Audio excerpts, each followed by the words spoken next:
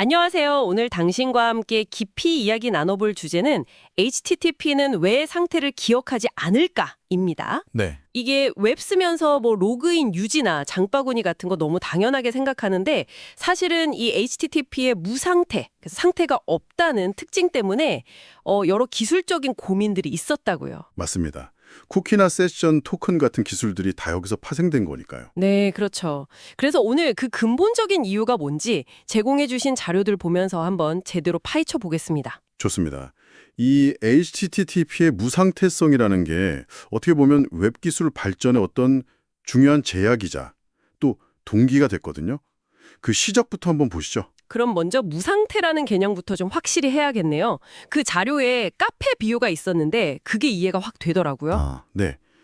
그 매번 갈 때마다 직원이 처음 보는 것처럼 대하는 거요? 네, 맞아요. 어제 뭘 주문했는지, 이름이 뭔지 전혀 기억 못하는 그런 상황. 네. 그러니까 서버가 클라이언트가 이전에 뭘 요청했는지, 어떤 상태인지 전혀 저장을 안 한다는 거군요. 그렇죠. 모든 요청이 그냥 완전히 독립적인 거야. 처음 보는 것처럼 처리하는 거죠. 자, 이걸 한번 풀어보죠. 그럼 왜 처음부터 이렇게 만들었을까요? 좀 불편할 수도 있을 것 같은데? 이게 1990년대 초반 웹 초기 상황을 좀 봐야 하는데요. 그때 웹은 주로 뭐랄까 정적인 문서를 그냥 보여주는 역할이 컸거든요. 아, 연구 문서 같은 거 공유하고 그런 용도였군요. 네, 맞아요. 그러니까 누가 요청하든 그냥 같은 HTML 페이지 보여주면 끝이었어요.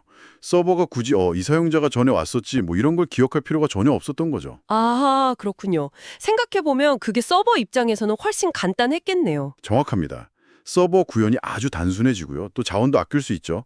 그리고 사용자가만 늘어나도 서버를 그냥 이렇게 옆으로 늘리면 되니까 확장성 면에서도 유리했고요. 단순성하고 확장성, 그게 핵심이었군요. 네, 초기 웹에서는 그게 아주 중요했습니다. 근데 이제 웹이 점점 발전하면서 그냥 문서만 보는 게 아니라 물건도 사고 글도 쓰고 하면서 문제가 생겼겠네요? 그렇죠. 바로 그 지점입니다. 로그인 상태로 유지해야 한다거나 장바구니에 담은 물건을 기억해야 한다거나 이런 식으로 사용자마다 다른 경험, 즉 상태를 기억해야 할 필요가 생긴 거죠. 그런데 HTTP 자체는 여전히 상태를 기억 못하고요. 네, HTTP 프로토콜 자체는 그대로니까요. 여기가 정말 흥미로운 지점인데요. 그래서 이제 상태를 어떻게든 관리할 다른 방법들이 막 나오기 시작한 거군요. 맞습니다. 그 상태를 우회적으로 관리하는 기술들이 등장한 거죠. 자료에도 나왔지만 대표적인 게 바로 쿠키예요. 아, 쿠키 들어봤어요. 그게 정확히 어떻게 작동하는 건가요? 쿠키는 그 서버가 클라이언트가 브라우저한테 작은 정보 조각을 보내요.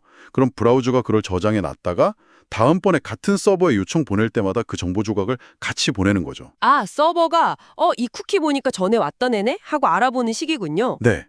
뭐 예를 들면 이 사용자는 로그인 했음 같은 정보를 쿠키에 담아서 보내면 서버가 그걸 보고 로그인 상태를 유지시켜주는 거죠. 그럼 세션은 또 뭔가요? 쿠키랑 비슷한 것 같은데 세션 아이디라는 걸 쓴다고 하던데요? 아, 좋은 질문이에요. 상태 정보를 클라이언트 쪽에 저장하는 방식이잖아요. 근데 세션은 좀 다릅니다. 중요한 상태 정보, 예를 들어 사용자 아이디나 장바구니 내용 같은 건 서버에 저장을 해요. 아, 서버에다가요? 네. 그리고 클라이언트한테는 아주 짧은 식별자, 그러니까 너는 세션 아이디가 이거야 하고 그 아이디만 쿠키에 담아서 주는 거죠. 그럼 브라우저는 요청할 때마다 그 세션 아이디만 보내면 되는 거고요. 그렇죠.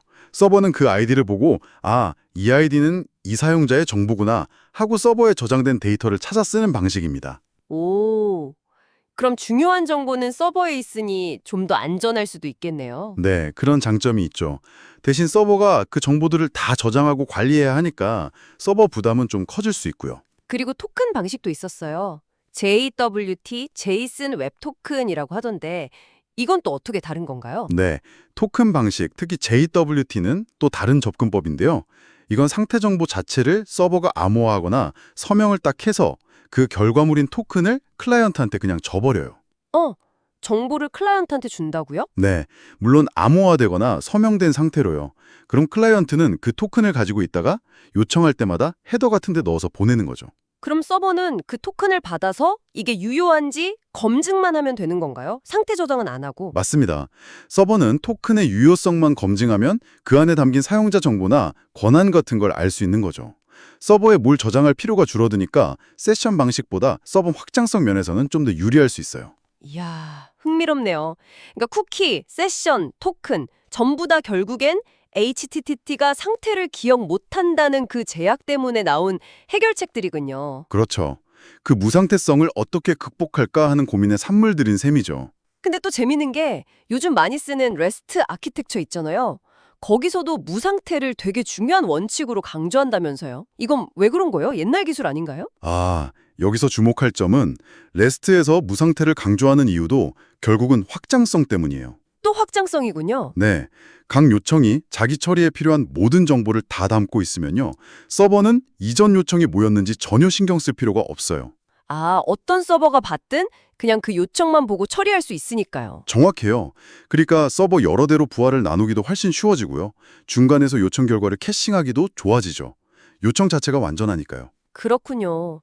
단순히 과거의 유물이 아니라 지금처럼 엄청 큰 서비스를 만들 때도 여전히 중요한 설계 원칙으로 살아있는 거네요. 네, 대규모 분산 시스템을 만드는데 아주 유리한 특성인 거죠. 자, 오늘 HTTP는 왜 무상태일까?